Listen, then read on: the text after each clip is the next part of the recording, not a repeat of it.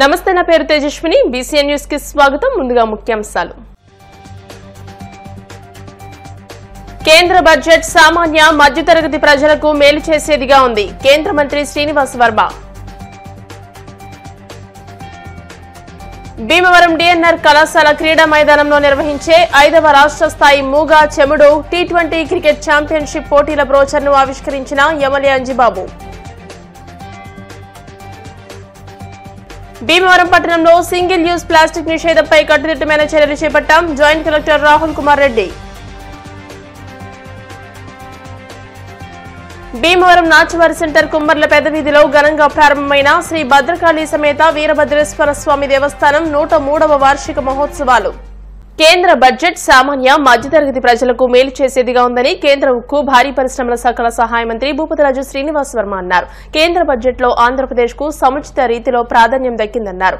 సవరించిన పోలవరం ప్రాజెక్టు నిర్మాణ వ్యయాన్ని ఆమోదిస్తూ బడ్జెట్ లో ప్రస్తావన ఉందన్నారు. శనివారం తన నివాసంలో ఏర్పాటు చేసిన మీడియా సమావేశంలో ఆయన మాట్లాడారు. పోలవరం ప్రాజెక్టుకు సవరించిన అంచనా ప్రకారం 35,400 కోట్లలో ఇంకా 12,000 కోట్లు ఇస్తామని బడ్జెట్ స్పష్టం చేసిందని అన్నారు. జలజీవన్ మిషన్ పాలన పొడిగింపుతో రాష్ట్రానికి ప్రయోజనం కలుగుతుందని అన్నారు.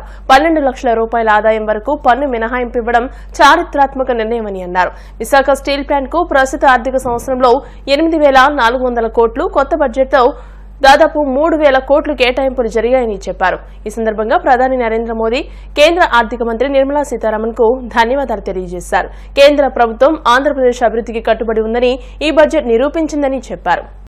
ఆంధ్రప్రదేశ్ అభివృద్ధికి కేంద్ర ప్రభుత్వం పూర్తిగా కట్టుబడి ఉంది అనేటువంటి విషయంలో కేంద్ర ప్రభుత్వం యొక్క చిత్తశుద్ధి దీని ద్వారా మనకి అర్థమవుతుంది అనేటువంటి విషయాన్ని చెప్తూ ఉన్నాము. ఏదైతే సామాన్య మధ్యతరగతి ప్రజలకు సంబంధించి విషయాలు ఉన్నాయో ఆ విషయాలకి బడ్జెట్లో అధిక ప్రాధాన్యత ఇవ్వడం జరిగింది.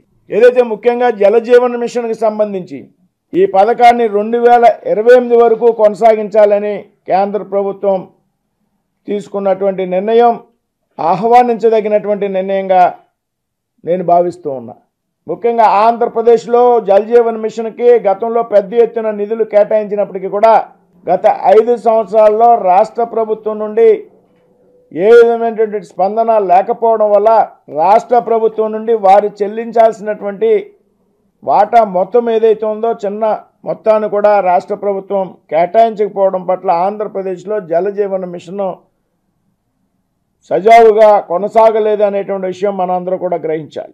ఏదైతే ఈవేళ 2028 వరకు పెంచినటువంటి పరిస్థితి ఉన్నదో దీని కారణంగా రాబోయేటువంటి రోజుల్లో ఆంధ్రప్రదేశ్లో జలజీవన్ మిషన్ యొక్క ప్రయోజనాన్ని ప్రతి ఇంటికి కూడా ఉచితంగా కుళాయి ఇవ్వాలని నరేంద్ర మోడీ గారి యొక్క ఆశయం ఉన్నదో ముందుకు వెళ్ళడానికి అవకాశం ఉందనేటువంటి విషయాన్ని ఈ సందర్భంగా ప్రస్తావిస్తూ ఉన్నాం. వేతన జీవులకు పెద్ద ఎత్తున ఊరట కలిగించినటువంటి విషయం.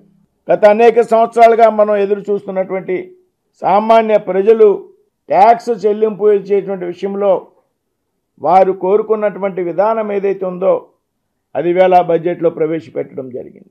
దాదాపు 12 లక్షల వరకు కూడా ఏ విధమైనటువంటి ట్యాక్స్ కూడా చెల్లించని అవసరం లేదని కేంద్ర ప్రభుత్వం బడ్జెట్లో ప్రకటించడం జరిగింది. ఎవరైతే ఉద్యోగస్తులు 12,75,000 రూపాయల వరకు ఎటువంటి ఆదాయ పన్ను కూడా చెల్లించిన అవసరం లేదనేటువంటి విషయం ఈ బడ్జెట్లో ప్రస్తావించడం జరిగింది. ఇది ఆహ్వానించదగినటువంటి పరిణామం. హెవీ ఇండస్ట్రీకి సంబంధించి 25-26లో దాదాపు 7,178 కోట్లను కేటాయించడం జరిగింది. ఇది గత సంవత్సరం బడ్జెట్ కన్నా దాదాపు 57% అధికంగా కేటాయించారనే విషయాన్ని చెప్పడానికి సంతోషిస్తూ ఉన్నా. అదేవిధంగా స్టీల్కి సంబంధించి అనేక ప్రోత్సాహకాలు ఇవ్వడం జరిగింది. స్టీల్కి సంబంధించి మంచి కేటాయింపులు ఈ బడ్జెట్లో కేటాయించడం జరిగింది. ఏదైతే RINLకి సంబంధించి 8,400 కోట్లు 24-25 సంవత్సరంలో కేటాయించడం జరిగింది. అదేవిధంగా 25-26 సంవత్సరంలో దాదాపుగా RINLకు 3,000 కోట్ల రూపాయలు కేటాయించడం జరిగింది. ఈ విధంగా ప్రవేశపెట్టిన నిర్మలా సీతారామన్ గారు ప్రవేశపెట్టినటువంటి బడ్జెట్లో దేశంలో అన్ని రంగాలకు, సామాన్యులకు, రైతులకు, వ్యవసాయదారులకు యువతకు మేక్ ఇన్ ఇండియాకి పెద్ద ఎత్తున ప్రాధాన్యత ఇవ్వడం ద్వారా యువతకు పెద్ద ఎత్తున ప్రోత్సాహకాలు ఇచ్చారనేటువంటి విషయాన్ని ఈ సందర్భంగా చెప్తూ మరి ఈ విధమైనటువంటి అద్భుతమైనటువంటి బడ్జెట్ను ప్రవేశపెట్టినటువంటి సందర్భంగా ప్రధానమంత్రి నరేంద్ర మోడీ గారికి, ఆర్థిక మంత్రి శ్రీమతి నిర్మలా సీతారామన్ గారికి, అదేవిధంగా ముఖ్యంగా ఆంధ్రప్రదేశ్కి మంచి జరిగే విధంగా బడ్జెట్లో అనేక విషయాలు ప్రస్తావించారు. వారిద్దరికీ కూడా ధన్యవాదాలు తెలియజేస్తున్నాం. ముఖ్యంగా ఆంధ్రప్రదేశ్కి సంబంధించి స్టీల్కి సంబంధించి RINL అంటే విశాఖ స్టీల్ ప్లాంట్కి సంబంధించి 24-25 బడ్జెట్లో దాదాపు 8400 కోట్లు కేటాయింపులు చేసినట్టు, అదేవిధంగా 25-26 సంవత్సరానికి సంబంధించి 3000 కోట్ల రూపాయల కేటాయింపు ఈ బడ్జెట్లో ప్రస్తావించడం జరిగింది. ఇందుకుగాను ఆంధ్రప్రదేశ్ రాష్ట్ర ప్రజల తరపున మరి ప్రధానమంత్రి నరేంద్ర మోడీ గారికి, ఆర్థిక శాఖ మంత్రి శ్రీమతి నిర్మలా సీతారామన్ గారికి ధన్యవాదాలు తెలియజేస్తున్నాం. భారీ పరిశ్రమల శాఖకి సంబంధించి 7178 కోట్లను కేటాయించడం జరిగింది. ఇది దాదాపు గత ఏడాది బడ్జెట్ కన్నా 57% ఎక్కువ.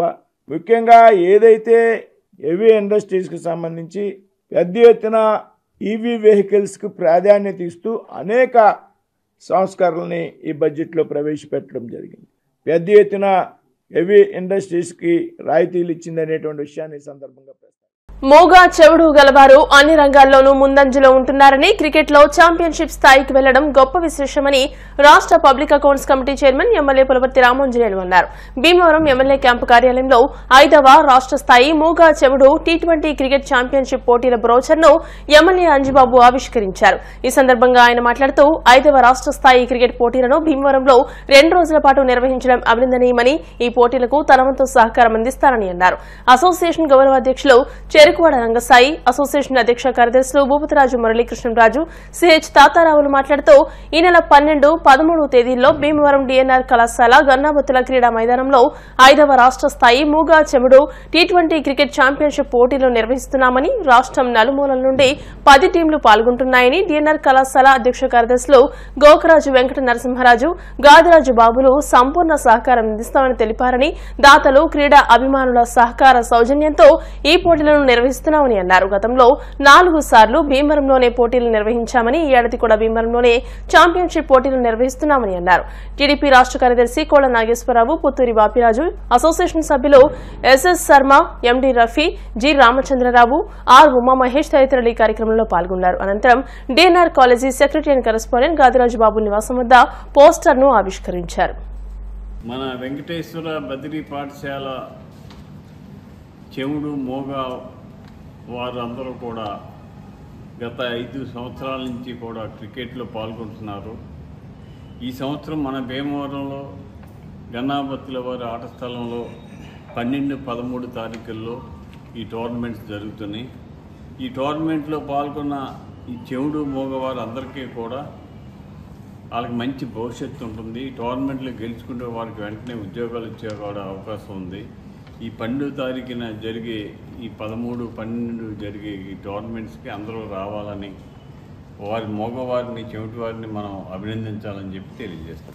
AP state depth T20 cricket championship of depth అని మోగా చెముడు వీరంతా కూడా రాష్ట్ర స్థాయి క్రికెట్ పోటీలు DNR గన్నాబత్తుల వారి క్రీడాస్థలంలో ఈ నెల 12, 13 తేదీల్లో నిర్వహిస్తున్నాం. ఇది 4వసారి ఈ టోర్నమెంట్స్ భీమవరంలో జరుగుతుంది. రాష్ట్ర స్థాయిలో మొత్తం 10 టీంలకు రావడం జరుగుతుంది. 13వ తేదీన కలిగే కప్పులు, అలాగే ట్రోఫీ, ఇవన్నీ కూడా జనరల్గా ఏం జరుగుతుందో క్రికెట్ ఆటలో అలాగే అన్ని రకాలు కూడా వీళ్ళలో ఉంటాయని తెలియజేస్తున్నాం. వెంకటేశ్వర బదిలీ పాఠశాలలో చదువుకున్న విద్యార్థులు వీళ్ళు మోగాచెముడు వారు, వీళ్ళందరూ కూడా 9 సార్లు ఈ టోర్నమెంట్స్కి వెళ్తే స్టేట్లో వీళ్ళందరికీ కూడా గవర్నమెంట్ జాబ్స్ కూడా వచ్చాయి. ఈ తరుణంలో ఏంటంటే టీటీడీ వారు చేస్తున్న ధర్మకార్యాల్లో మగవారికి లైఫ్ ఇస్తున్నారు. ఈ ఆటల్లో వీళ్ళు గెలిస్తే డెఫినెట్గా ఉద్యోగాలు వస్తాయని చెప్తున్నాం. అలాగే టీములు తయారు చేస్తున్నాం ఇంకాను. అంచేత ఈ క్రీడలో రాణిస్తున్న విద్యార్థులకి రేపు జరగబోయే టోర్నమెంట్స్లో ఎమ్మెల్యే గారు సంపూర్ణ సహకారం మాకు ఉంది. శ్రీ పులపర్తి రామాంజనేయులు గారు ఎల్లవేళలా ప్రతి సంవత్సరం కూడా మాకు సహకరిస్తున్నారు.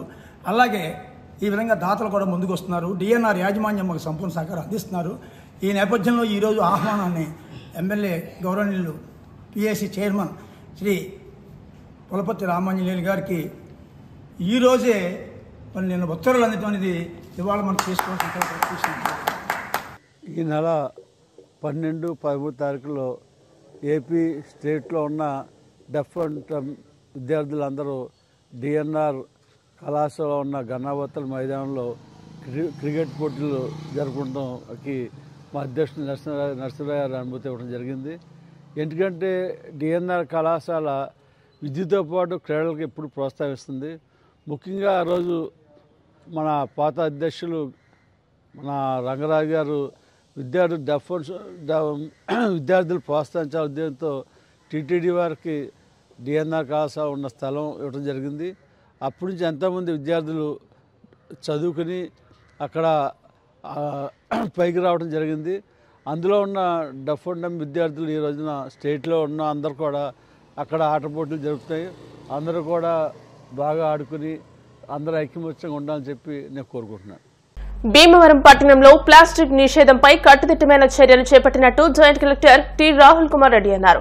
శనివారం భీమవరం అంబేద్కర్ చౌక్ వద్ద ప్లాస్టిక్ నిషేధంపై ఏర్పాటు చేసిన అవగాహన మానవహారంలో ఆయన పాల్గొన్నారు. తొలుత భారతీయ విద్యాభవన్ శ్రీనగర్ కళాశాల ఎన్సీసీ క్యాడెట్లు, ఎస్ఆర్కేఆర్ ఇంజనీరింగ్ కాలేజ్ విద్యార్థినులు, వార్డు సచివాలయాలు, మెప్మా, మున్సిపల్ కార్యాలయ సిబ్బంది, స్థానిక ప్రజలు మానవహారంగా ఏర్పడి ప్లాస్టిక్ నిషేధంపై సందేశాన్ని అందజేశారు. అనంతరం మున్సిపల్ కమిషనర్ కె రామచంద్రారెడ్డి అందరితోనూ ప్రతిజ్ఞ చేయించారు. ఈ సందర్భంగా జిల్లా joint collector T Rahul Kumar Reddy మాట్లాడుతూ ఫిబ్రవరి 1వ తేదీ నుంచి భీమవరం పట్టణంలో సింగిల్ యూజ్డ్ ప్లాస్టిక్ ని నిషేధం అమలు చేస్తున్నామని ఇప్పటికే పలుమార్లు ప్రకటనల ద్వారా తెలియజేయడం జరిగిందని అన్నారు.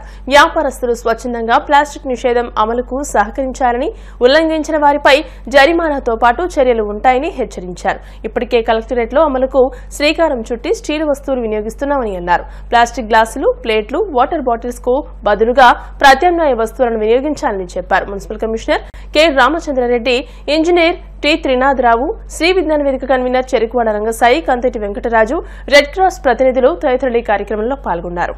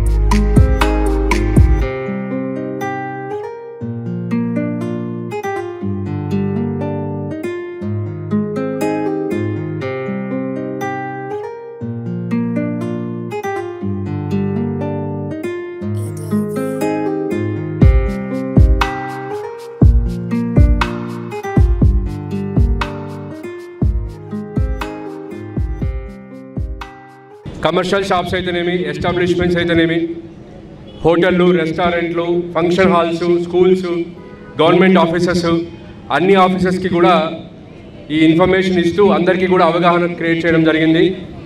ఈ రోజు నుంచి ముఖ్యంగా భీమవరం పట్టణం మన హెడ్ క్వార్టర్లో ప్లాస్టిక్ని కంప్లీట్గా, సింగిల్ యూజ్ ప్లాస్టిక్ని కంప్లీట్గా వాడకం కానీ పడేయడం కానీ కంప్లీట్గా ప్రొహిబిట్ చేస్తూ ఆర్డర్స్ పాస్ చేయడం జరిగింది. ముఖ్యంగా కలెక్టరేట్లో ఇప్పటికే ప్లాస్టిక్ అనేది వాడుకోకుండా ఒక ఇన్స్పిరేషన్గా కలెక్టర్ గారు ఇన్స్ట్రక్షన్స్ ఇస్తూ ప్లాస్టిక్ లేకోకుండా ఆల్టర్నేటివ్స్నే మనం వాడడం జరుగుతుంది. ఎక్కడే కానీ ప్లాస్టిక్ బాటిల్స్ కానీ, plastic cups, plastic plates, plastic carry బ్యాగులు ఇవన్నీ కూడా బ్యాన్ చేయడం జరిగింది. సో దయచేసి పట్టణ ప్రజలందరూ కూడా సింగిల్ యూజ్ ప్లాస్టిక్ని ఎట్టి పరిస్థితుల్లో వాడకండి, మన పర్యావరణాన్ని రక్షించండి. ఎందుకంటే మనం వాడుతున్న ప్లాస్టిక్ తిరిగి మళ్ళీ మన కాలువల్లో కానీ, మన వాటర్ బాడీస్లో కానీ, రోడ్ల మీదకి రావడం జరుగుతుంది. దీనివల్ల ప్రజల యొక్క ఆరోగ్యము, అదేవిధంగా పశువుల ఆరోగ్యము, వాతావరణం కాలుష్యం అవుతుంది. ఇది క్యాన్సర్కి కూడా కారణమవుతుంది. కాబట్టి మన ఆరోగ్యాన్ని ఉద్దేశించి మన పర్యావరణాన్ని పరిరక్షించుకోవడం కోసం మనం ఈ రోజు నుంచి చాలా స్ట్రిక్ట్గా ఇంప్లిమెంటేషన్ చేయడం జరుగుతుంది. ఈ హ్యూమన్ చైన్ ఫామ్ చేయడం కూడా అందుకే. ప్రజలందరికీ కూడా నా విజ్ఞప్తి ఏంటంటే ఎంత వీలైతే అంత ఆల్టర్నేటివ్స్కి వెళ్ళమని చెప్పడం జరుగుతుంది. ప్లాస్టిక్ పేపర్ కన్నా, ప్లాస్టిక్ ప్లేట్ కన్నా ఒక స్టీల్ ప్లేట్ కానీ ఇంకేదైనా సరే ఆల్టర్నేటివ్ ప్లేట్స్ వాడుకొని మంచి మెటీరియల్తో చేసిన ఎకలాజికల్ ఫ్రెండ్లీ ప్లేట్స్ని వాడుకొని ఈ ప్లాస్టిక్ వాడకాన్ని తగ్గించాలి. అదేవిధంగా ఇది ఫెస్టివల్ సీజన్, అంటే almost marriage season. Function halls అన్నిటికీ కూడా విజ్ఞప్తి ఏంటంటే మీ ఫంక్షన్ హాల్స్లో జరుగుతున్న ప్రతి ఫంక్షన్కి కూడా ఎక్కడే కానీ ప్లాస్టిక్ లేకుండా ఈ ఫంక్షన్స్ అనేవి జరగాలి. అదేవిధంగా హోటల్స్, రెస్టారెంట్స్ దయచేసి ప్లాస్టిక్ని వాడకుండా తగ్గించండి. ముఖ్యంగా ప్రజల్లో ఈ అవగాహన రావాలి. మనం ఒక కర్రీ పాయింట్కో ఒక రెస్టారెంట్కో వెళ్తున్నప్పుడు ఒక చిన్న బాక్స్ క్యారీ చేయడం అలవాటు చేసుకోవాలి. ఒక 30 years బ్యాక్ తీసుకుంటే ప్లాస్టిక్ అనేది చాలా వాడకం తక్కువగా ఉంది. అప్పుడు లైఫ్ పాసిబుల్ అయినప్పుడు ఇప్పుడు కూడా అవ్వాలి. సో ప్రజలందరూ ప్లాస్టిక్ అలవాటు అయిపోయారు. ఆ అలవాటుని తగ్గించుకొని నాన్ ప్లాస్టిక్ ఆల్టర్నేటివ్స్, స్టీల్ అయితేనేమి ఆర్ గ్లాస్ బాటిల్స్ కానీ, గ్లాస్ ప్లేట్స్ కానీ, సెరామిక్ కానీ, జూట్ కానీ ఇలా ఆల్టర్నేటివ్స్ని ఎంకరేజ్ చేయండి దయచేసి. ముఖ్యంగా ఇక్కడ చిన్నపిల్లలు కూడా మొబిలైజ్ చేయడం జరిగింది. మీరు మీ ఇంటికి వెళ్ళి మీ అమ్మ నాన్నకి చెప్పండి, ప్లాస్టిక్ వాడితే మన ఆరోగ్యం చెడిపోతుంది, ప్లాస్టిక్ వద్దు బ్రో అన్న క్యాంపెయిన్ భీమవరంలో స్టార్ట్ అవ్వాలి. ఏ విధంగా అయితే హానరబుల్ ఎడ్యుకేషన్ మినిస్టర్ వారు డ్రగ్స్ వద్దు బ్రో అన్న క్యాంపెయిన్తో ముందుకు వెళ్తున్నారో అదేవిధంగా మన భీమవరం పట్టణంలో కూడా ప్లాస్టిక్ వద్దు బ్రో అన్న క్యాంపెయిన్ స్టార్ట్ చేయాలి. ప్రతి ఒక్కరూ ప్లాస్టిక్ యొక్క చెడు ఎలా ఉంటుందనేది అవగాహన చేసుకొని మన నిజ జీవితంలో, మన డైలీ రొటీన్ లైఫ్లో ప్లాస్టిక్ని వాడకుండా ఆల్టర్నేటివ్స్ని ప్రమోట్ చేయండి. ఇనిషియల్గా కొంత ఇబ్బంది ఉంటుంది, అయినప్పటికీ కూడా ఒక 1 month కానీ మీరు అలవాటు చేసుకుంటే ఖచ్చితంగా మీ జీవితంలో కాదు భీమవరం పట్టణానికి మీరు గొప్ప సర్వీస్ చేసిన వాళ్ళు అవుతారు. మన భీమవరం పట్టణంలో November 1వ తేదీ నుంచి మనం ప్లాస్టిక్ నిషేధాన్ని అమలు చేస్తున్నాం. ఇందులో భాగంగా మనము వివిధ స్వచ్ఛంద సంస్థలు, అలాగే రంగస్థాయి గారు లాంటి ఇలా సమాజ సేవకులు, అలాగే మన కందెటి వెంకటరాజు గారు ఇలాంటి ఈ దాతలు వీళ్ళందరితో సహకారంతో మనం స్కూల్స్లో కావచ్చు, లేకపోతే విడివిడిగా ఎంప్లాయీస్ కావచ్చు, అన్ని రకాలుగా అన్ని వార్డులలో కూడా ఈ యొక్క ప్లాస్టిక్ నిషేధం పైన అవగాహన కార్యక్రమాలు ఏర్పాటు చేశాం. మున్సిపాలిటీ తరఫున చేయడం జరిగింది. అలాగే వార్డు లెవెల్లో కూడా ఈ యొక్క ప్లాస్టిక్ నిషేధ కార్యక్రమాలను మనం జరిపాము. అలాగే ఇప్పుడు రీసెంట్గా మన గౌరవ ఎమ్మెల్యే గారు, అలాగే జాయింట్ కలెక్టర్ సారు, అలాగే కలెక్టర్ మేడం అందరి ఆధ్వర్యం వాళ్ళ యొక్క ఆదేశాల ప్రకారము ఈ యొక్క February 1వ తేదీ నుంచి పూర్తిగా ప్లాస్టిక్ గ్లాసులు, అలాగే 125 microns బిలో ఉన్నటువంటి ప్లాస్టిక్ క్యారీ బ్యాగులు అన్నింటినీ కూడా పూర్తిగా నిషేధించడం జరిగింది. దీనికి పట్టణంలో ఉన్నటువంటి అందరూ సహకరించాలి. మన జిల్లా కలెక్టర్ గారు ఆదేశాల మేరకు ప్లాస్టిక్ నిషేధం అనేటువంటి కార్యక్రమం ఈ రోజు నుంచి కఠినంగా ఏర్పాటు చేయడం జరిగింది. పట్టణంలో ప్రజలందరూ కూడా దయచేసి సహకరించవలసిందిగా కోరుతున్నాం. మరి స్థానిక ఎమ్మెల్యే గారు, మరి అలాగే జాయింట్ కలెక్టర్ గారు, కమిషనర్ గారు, మున్సిపల్ సిబ్బంది అందరికీ కూడా మీరు సహకారం అందిస్తే ఈ ప్లాస్టిక్ నిర్మూలన అనేటువంటి కార్యక్రమం మనం చేయగలుగుతాం. ఎక్కడా జరగట్లేదు, ఇక్కడే జరుగుతుంది అనుకోవద్దు. ముందు మనం మొదలు పెడదాం. మనతో మొదలు పెడితే అందరూ సహకరిస్తారు. మరి ఇవాళ నుంచి February 1 నుంచి కూడా నిషేధ అమలు జరుగుతుందని చెప్పేసి ఖచ్చితంగా కఠిన చర్యలు చెప్తానంటున్నారు. మరి ముఖ్యంగా ప్రజలంతా కూడా అవగాహన తెలుసుకోవాలి. మరి ఇవాళ ప్లాస్టిక్ అవేర్నెస్ మీద సమగ్రమైనటువంటి అవగాహన కలుగుతుంటే మరి క్యాన్సర్ వ్యాధి వస్తుందని తెలియజేస్తున్నారు. అటువంటి వ్యాధి నిర్వహణ గురించి చేసుకుని ప్రతి ఒక్కళ్ళు కూడా మరి కార్పొరేటర్లో ఈ ప్లేట్లు, ఇలాంటి గ్లాసులు ఇలాంటి వాడమని చెప్పేసి కోరుతూ భీమవరం గునుపూడి నాచువారు సెంటర్ కుమ్మర్ల పెదవీధిలో వేంచేసి ఉన్న శ్రీ భద్రకాళి సమేత వీరభద్రేశ్వర స్వామి దేవస్థానం 103వ వార్షిక మహోత్సవాలు ఆదివారం ఘనంగా ప్రారంభమయ్యాయి. శనివారపు సూర్యనారాయణ కుమారులు ఆలయ అర్చకులు శనివారపు రాము నేతృత్వంలో గణపతి పూజ, పుణ్యాహవచనం, పంచగవ్య ప్రాసనము, అఖండ దీపారాధన, కలశ స్థాపన, మండపారాధన నిర్వహించారు. శ్రీ వీరభద్రేశ్వర స్వామి దేవస్థానం ఆలయ కమిటీ సేవా సమితి ఆధ్వర్యంలో లక్ష్మీ గణపతి హోమం నిర్వహించినట్లు ఆలయ అర్చకులు శనివారపు వెంకటరాము తెలియజేశారు. ఆలయ కమిటీ నాయకులు రామలీల, తుమ్మిడి గంగాధర్, డి శేఖర్, తుమ్మిడి రాజశేఖర్, తుమ్మిడి మునేశ్వరరావు, తుమ్మిడి వెంకటరామకృష్ణ, తుమ్మిడి బాలాజీ, రామకృష్ణ, సత్యవతి దంపతులు శనివారపు మణికంఠ కుమారులు ఈ కార్యక్రమంలో పాల్గొన్నారు. ఈ నెల 4వ తేదీ మంగళవారం రాత్రి 7:30 అఖండ అన్నసమారాధన, 8 గంటలకు నిప్పులగుండం మహోత్సవం నిర్వహిస్తామని తెలియజేశారు. భక్తులంతా విచ్చేసి కార్యక్రమాల్లో పాల్గొని తీర్థ ప్రసాదాలు స్వీకరించాలని వారు కోరారు.